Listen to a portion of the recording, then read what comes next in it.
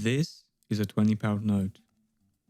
And this is 100 £20 notes. Oh wait, because I just bought a MacBook Pro.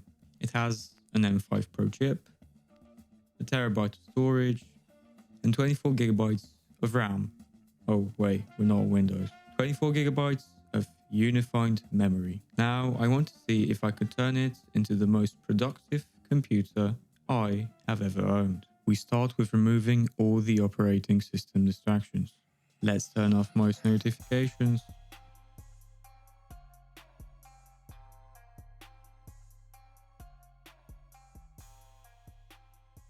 Let's remove all this junk from the dock.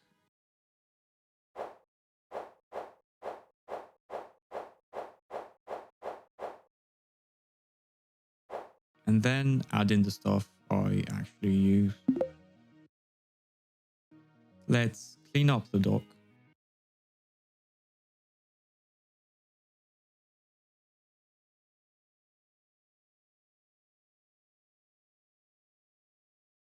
Let's change the wallpaper. I like this one from the Spooky Fast event. Let's clean up Finder.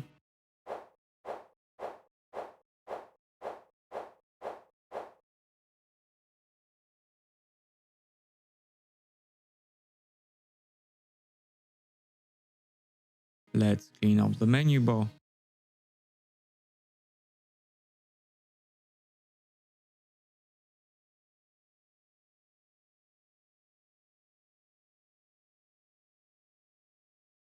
Let's also clean up the control center.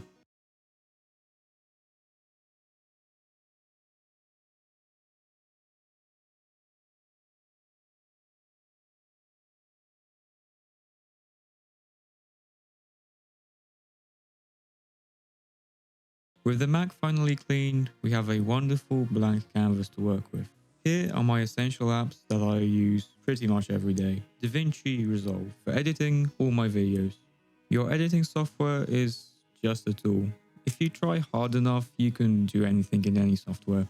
Premiere Pro being a subscription doesn't work for me, so that's why I just went with the most capable free option. And yeah, it's working great so far. Safari, yes, the default web browser. I know.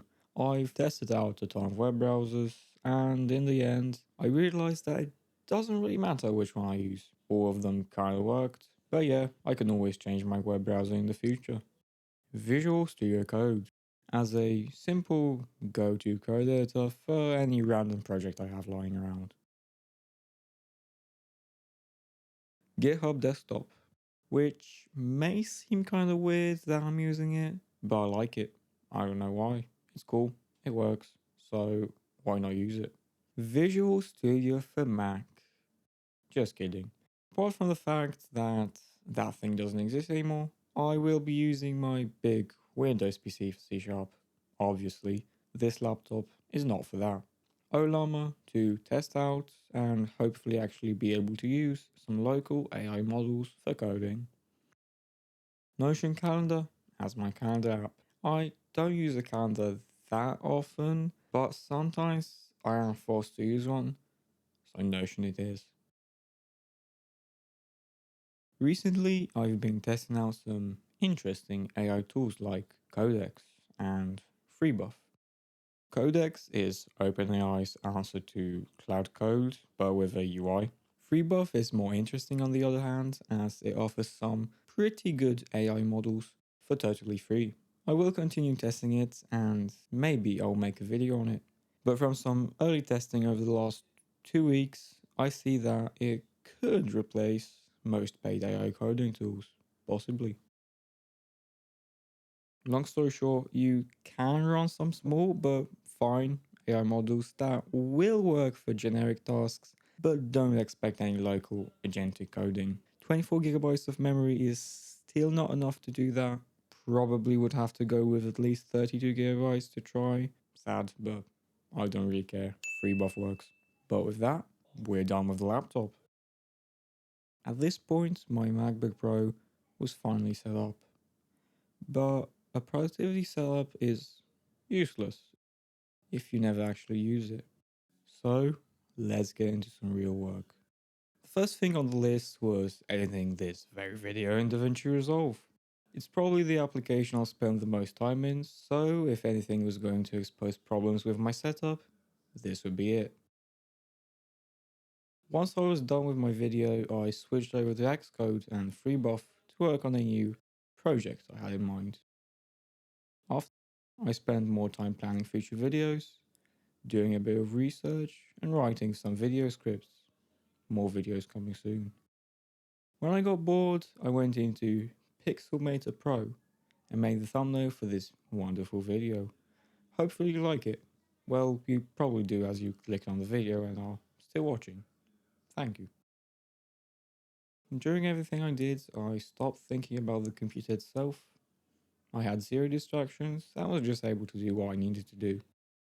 And I think that's what productivity really is. It's all about downloading 50 different apps or copying someone else's setup. It's about removing as much friction as possible, so the only thing left to focus on is the work itself. So, it's been a month with this laptop. Yes, making videos does take a bit. And here are my thoughts. The battery life on this thing is exceptionally good. It lasts me about 10 hours of mixed use between editing, coding, and browsing the web. Given my previous experiences with laptop batteries, I am very impressed and very happy. Although I should mention that while gaming, the battery lasts about 4 hours, but that's good, I guess. Less gaming, more work. I don't know. The performance of this laptop matches the performance of my desktop computer, or in some things, it's better. I have no issues with editing, and the render speeds are very fast. Coding is also no problem.